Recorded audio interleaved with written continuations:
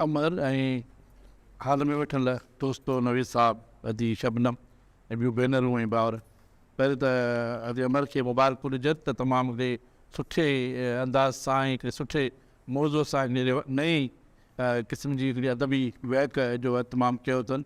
यकीनन असांजा जेके नवां पढ़ंदड़ ऐं लिखंदड़ इहे बि हिन मां फ़ैज़ हासिलु कंदा। ऐं मां पंहिंजे पाण खे ख़ुशनसीब इन करे सम्झां थो त अॼु पहिरीं वैक जे हवाले सां उन तक़रीब में आउं उन्हनि दोस्तनि में शामिलु आहियां जेके पंहिंजी शइ पढ़ंदा। ऐं पंहिंजे आज़म कथा जो जेके कुझु पेजिस लिखी पढ़ण खां अॻे हिनजी गुज़ारिश कंदुसि त मुंहिंजी ज़िंदगी बि हिकिड़े आम रवाजी लोअर मिडिल क्लास जे माण्हूअ वारी ज़िंदगी आहे, जंहिंमें बुख बि हूंदी आहे, त जंहिंमें घर जी छिनल छित बि हूंदी आहे, उहो वाटर बि हूंदो आहे जंहिंमें हिकिड़े पासे असीं पिया विझंदा आहियूं ऐं मथां जेके असां मेंहूं पियूं विझंदियूं आहिनि, उहो पाणी बि हूंदो आहे जेको जोर टंग खे चंबड़ी पवंदी आहे, रत पई चूसींदी आहे। ज़िंदगी जा इहे पल बि मूं ॾिठा आहिनि ऐं मूं ज़िंदगीअ जा उहे पल बि ॾिठा आहिनि जंहिंमें हिकिड़ो शाइर सर्जे थो ऐं कुझु ख्वाब ॾिसे थो, का शाइरी करे थो, वरी कंहिंजे लाइ शाइरी करे थो, उहा शाइरी उनखे ॿुधाए सघे थो या कंहिं ॿी औरत खे ॿुधाए थो या कंहिं ॿी माई खे ॿुधाए थो। त ज़िंदगी में इहे पल बि आहिनि। इहे सभु शयूं मूं पंहिंजी ऑटोबायोग्राफीअ में ईमानदारी सां लिखण जी कोशिशि कई आहे, पर अॼु जेके मां पेजिस पढ़ां थो उन में उहे सभु शयूं न आहिनि। हिन मुंहिंजे ऑटोबायोग्राफी जे हिननि पेजिस में मुंहिंजी सहाफ़ती ज़िंदगीअ जा कुझु मंज़र आहिनि, कुझु उलड़ा आहिनि ऐं 1990 खां वठी 2023 ताईं जेका सिंधी सहाफ़त आहे, जंहिंजा कुझु मंज़र तव्हां अख़बारुनि जे नज़र ॾिसो था, कुझु वाक़िया तव्हांजे साम्हूं थींदे नज़र अचनि था, त हिकिड़ो माण्हू जेको हिकिड़ी अख़बार में कमु करे थो, प्रैक्टिकल जर्नलिस्ट आहे, उहो इन्हनि वाक़िअनि ऐं मामलनि खे कीअं ॾिसे थो, कीअं भोॻे थो। त मुंहिंजी नंढड़ी मुख़्तसर जेका 4-8 पेजिस आहिनि उहे तव्हांखे पढ़ंदुसि।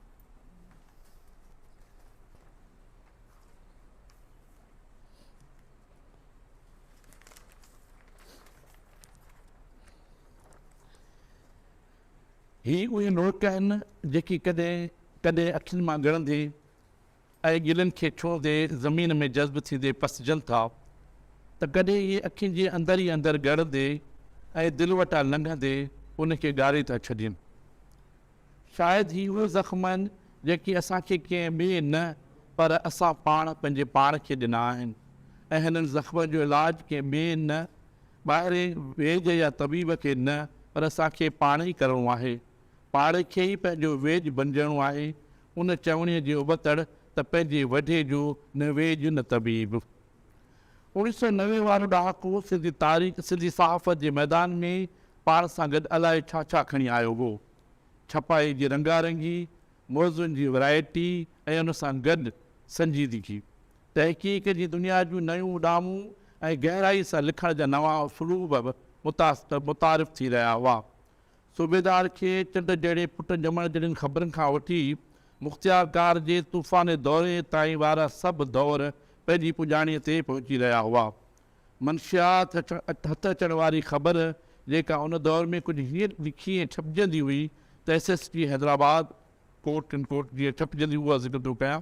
SSP हैदराबाद असलुब हुसैन जी हिदायतुनि ते DSP सिटी ढोलण ढकणे जी निगरानीअ में, SHO मार्केट उल्फत हसन जी सरबराहीअ में, ASI नूर मोहम्मद लाडर 3 सिपाहियुनि सां गॾु टंडे वली मोहम्मद जे चांडिया पाड़े में हुस्ना हरकती जे घर ते छापो आणी कचे शराब जूं 2 बोतूं हथु करे संदसि सौट सिराज सराईअ खे सॻ सुधो सोगे करे वरितो आहे।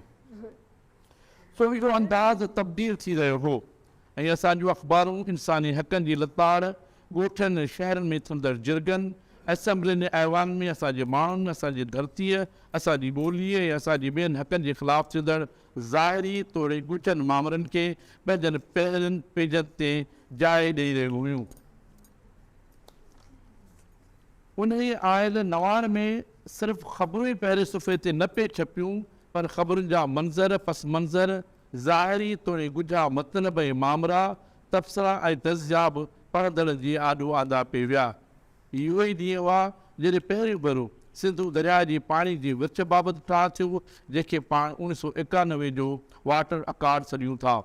ही उहे ई ॾींहं हुआ जॾहिं पढ़ंदड़ ॾाढो सिंधुअ जे कुल पाणीअ, सूबनि ऐं डेमनि लाइ पाणी जी विर्छ, कोटड़ी खां हेठि सिंधु डेल्टा ताईं ऐं ॿियनि हदनि ते पाणीअ छॾण वारा मामरा ऐं चश्मा झेलम कैलान जेको दरअसल फ्लड कैनाल आहे ऐं पाणी ॾियण वारा फ्रेब ऐं इशूज़ ॿुधण ऐं सम्झण में आया।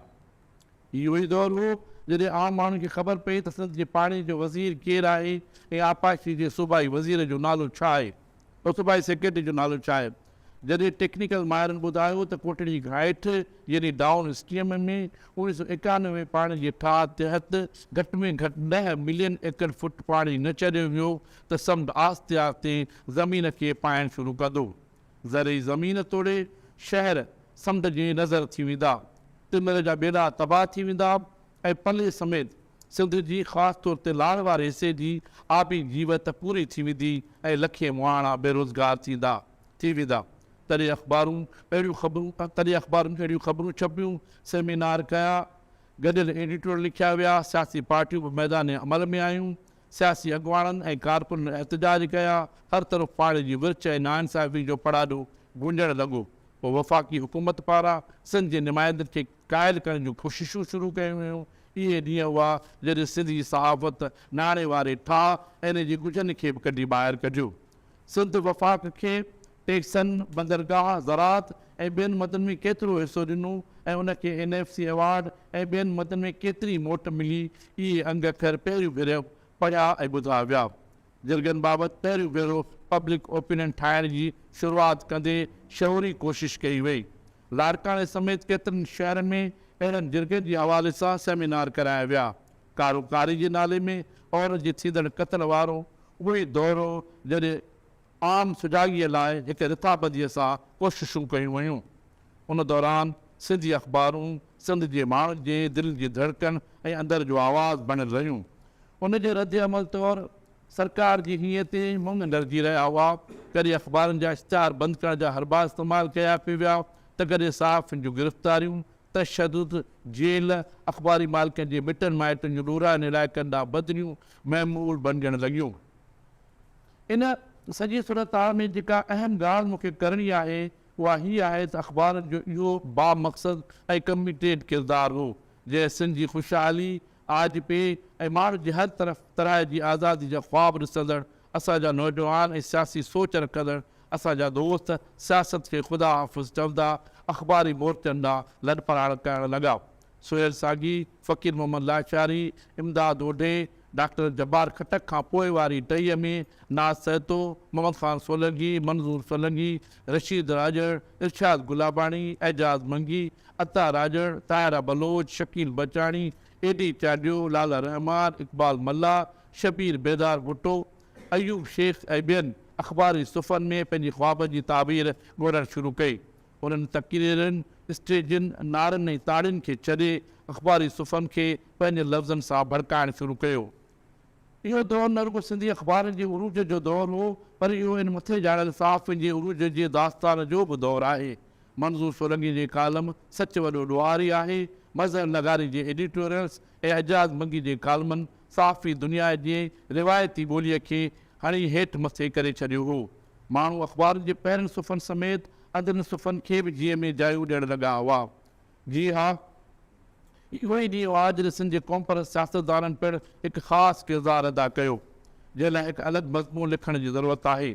सिंधी अख़बार जी सघ ऐं ताक़त ऐं किरदार जे बावजूदि पंहिंजनि ख़बरुनि खे पंहिंजी मर्ज़ीअ जो स्पेस ॾियणु ऐं प्रेज़ेंटेशन लाइ जेको कुझु कराची शहर में थी रहियो हो उन जी कापी हैदराबाद ऐं सिंध जे ॿाहिराणे वारनि इलाइक़नि में बि थियणु लॻी। सिंधी अख़बारनि जा बंडल फुरजण ऐं सड़णु लॻा। बंडल खणी वेंदड़ गाॾियुनि खे रस्ते ते रोके उन ते पेट्रोल हारे साड़ण जा तल्ख़ मंज़र अॼु बि अखियुनि जी आॾू अचनि था त लिंग कांडारजी वञनि था। मूंखे अॼु बि इहो मंज़र नथो विसरे जॾहिं मूंखे मुंहिंजे घर जे दर ते लाहे वापसि वेंदड़ काविश नई वेगन खे मुंहिंजे घर खां कुझु फरलांगनि ते पेट्रोल हारे बाहि ॾेई साड़ियो वियो हो ऐं गाॾीअ जो मालिक बाहि जे भड़कंदड़ छोलनि जे बावजूदि पंहिंजी कमीज़ ऐं गंजी लाहे या बाहि विसाइण जी नाकाम कोशिश में जुमी वियो हो।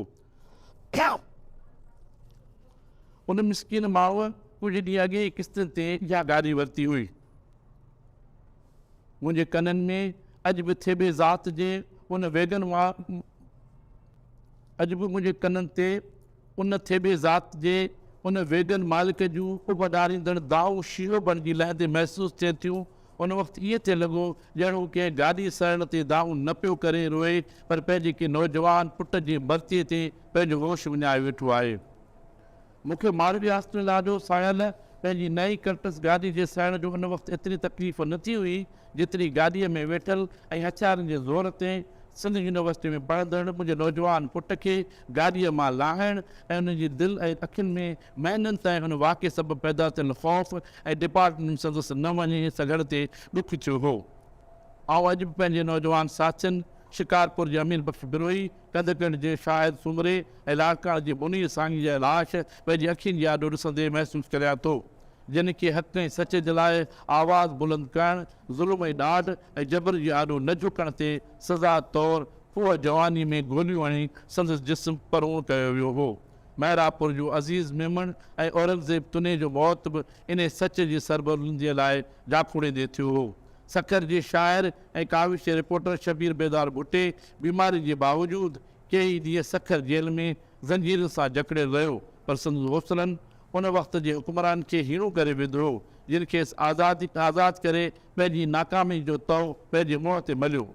उन रायनि ऐं शहज़ादनि जा तफ़सील हिते कुझु सुठनि में समाइजनि बदिरां पूरनि पूरनि बाबनि जी तलब कनि था, जेकी मूं पंहिंजे आत्मकथा जे हिकु हिकु बाब में कुझु गुणनि जी आबेज़ सां लिखिया आहिनि। यूसुफ जूं कहाणियूं ही कामयाबी जा किसा, ही क़ुर्बाननि जा बाब, ही पंहिंजनि माण्हुनि सां गॾु बीहण जूं सरचारियूं पंहिंजी जाइ ते तारीख़ जो हिसो बणियल आहिनि। पर वक़्त जो मोरख सिंध जी जदीद साफ़ जी तारीख़ लिखण वक़्तु असांजे उन बहादुर साथियुनि जी हिमतनि ऐं हुस्ननि खे उरांगे न सघंदो। ॾिसणो इहो आहे त ईंदड़ वक़्त दौर जी सहाफ़त केसी ताईं थी पंधु करे ऐं किथे थी वञी दंग करे। पर 1990 वारे ॾहाके खां शुरू थियल जदीद सिंधी सहाफ़त पंहिंजे प्रोफेशन ऐं पंहिंजे वकार खे कॾहिं बि झुकण न आहे ॾिनो, पर उन सभिनी ॻाल्हियुनि सां मुंहिंजो मौज़ो अञा बि कुझु ॿियो आहे। ऐं मुंहिंजी उमिरि जा कुझु ॿिया साथी हैंड कंपोज़िंग खां थींदे कंप्यूटर जी कंपोज़िंग वारे हिन जदीद सहाफ़त ताईं आया आहियूं। असां हैंड कंपोज़िंग बि ॾिठी, PPI जा प्रिंटर बि ॾिठा, त टेलीफोन ते नुमाइंदनि खां ख़बरूं बि वरितियूं, त फैक्स मशीन ज़रिए पहुतनि black and white photostat जहिड़ियुनि तस्वीरुनि खे बि छपियो। असां black and white newspaper खां कलर प्रिंटिंग इहा ॾिठी आहे, जीअं को बाबो या ॾाॾो पंहिंजनि पोटनि ऐं ॾोटनि खे ज़मीन ते बांबड़ा पाइण खां खट जली हलण ताईं ऐं माउ जे आङुरियुनि खे जले पेर पेर में ॾेई हलणु लॻंदो आहे। पर अञा आउं कुझु ॿियनि सवालनि में वकोड़ियल आहियां। आउं पंहिंजे दोस्तनि जी शानदार कामयाबियुनि जो ज़िक्र कंदे हिकु हंधि अची उलझी पवां थो। हिन डिघे पंध में कुझु साथी असां सां गॾु आहिनि, पर हिकिड़ी लम्हे लाइ आउं पोइ ते मुड़ी ॾिसां थो त मूंखां बि मुंहिंजी उमिरि में नंढा, पर ॾाह ते ॾाव में मूंखां बि वॾा न मूंसां गॾु आहिनि ऐं न मुंहिंजे पोयां पिया अचनि। उन जूं तस्वीरूं बि गुम आहिनि, त उन जूं लिखड़ियूं बि ख़ामोश आहिनि। उहे हाणे न असां सां पाणी जा अंग अखर शेयर कनि था ऐं न वरी नाड़े जे मावर जे लॻनि धाड़नि खां असांखे आगाह कनि था।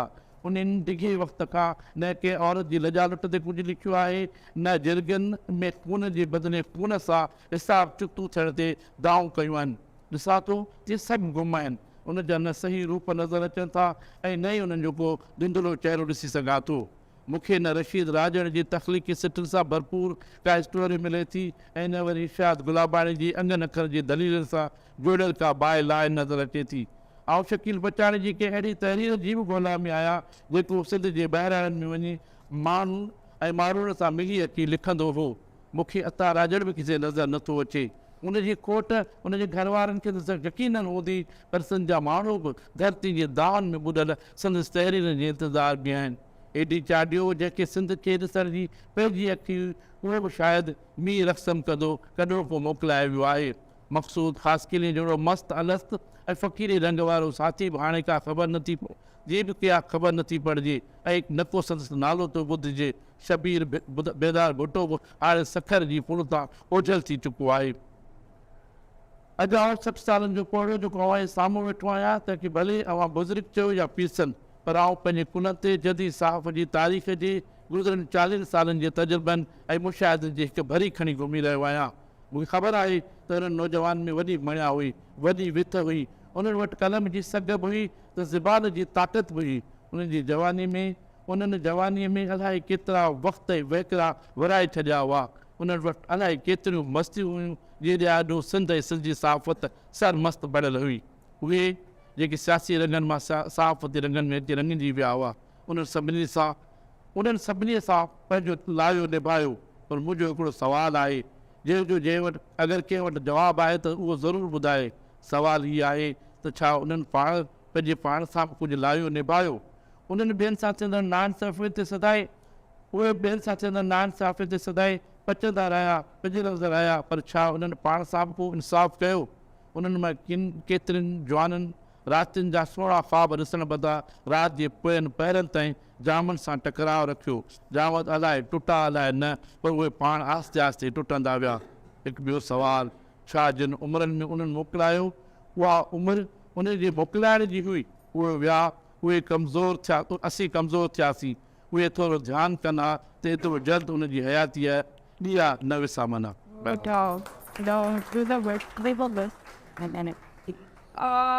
मुंहिंजे ख़्याल में जेका साम्हूं 6 बजे जो टाइम इन करे ई ॾिनो हुयो त असां 2 कलाकनि ताईं सुठी बहस करे सघूं, छाकाणि त इहे नाइट वञण जो टाइम हूंदो आहे। पर बहरहाल तव्हां सभिनी जी वॾी महिरबानी। ऐं जेकॾहिं का गुफ़्तगू करणु चाहियो हिते बि करे सघो था, ॿाहिरि बि करे सघो था, पर मां सम्झां थी त हाणे शायदि असांखे नाइट इजाज़त नथी ॾिए, अदरवाइज़ जेका असां हिन प्रोग्राम खे अञा वधीक नाइट आहे। ऐं आईंदा बि मां गुज़ारिश कंदसि त टाइम ते जेकॾहिं असां अचूं ऐं प्रोग्राम शुरू करे सघूं त असांखे इन हिक ॿिए सां ॻाल्हि ॿोल में ऐं ख़ासि तौर ते जेको हिते नवीद साहब पढ़ियो या हर गॾिजाणी में का हिकिड़ी जेका इहा तहरीर पढ़ी वेंदी, उन तहरीर ते वधीक असां अदबी हवाले सां गुफ़्तगू करे सघूं। मुंहिंजे ख़्याल में उनजी अञा वधीक ज़रूरत आहे। हीअ बि जेको आहे सिलसिलो अञा हलंदो रहंदो। ऐं आख़िर में इहो ज़रूरु चवंदसि त इन सिलसिले जे लाइ असां वटि इहो बि माना जेका असां डिज़ाइन कयल आहे त महीने में हिकु दफ़ो चूंड शाइरनि ते, उहे भले 10 ॼणा हुजनि 7 ॼणा हुजनि, चूंड शाइरनि ते मुशाइरो। ऐं उन खां अलावा थी सघे थो त कॾहिं नाटक, थी सघे थो त कॾहिं इन क़िस्म जूं जेके तख़लीक़ी अदब जो हिसो आहिनि उन्हनि खे बि हिते जेका असां बजाए हिन जे ॿियो असां साॻियूं साॻियूं शयूं वरजायूं। असां मुख़्तलिफ़ तरीक़े सां जेको न पियो थिए ऐं जंहिं थियण जी ज़रूरत आहे उन्हनि ते असां ॻाल्हाईंदासीं। तव्हां सभिनी जी वॾी महिरबानी। महिमान हाणे तव्हां सां गॾु आहिनि, हाणे तव्हां हिननि सां गुफ़्तगू करे सघो था। फॉर्मली प्रोग्राम ख़तमु था कयूं।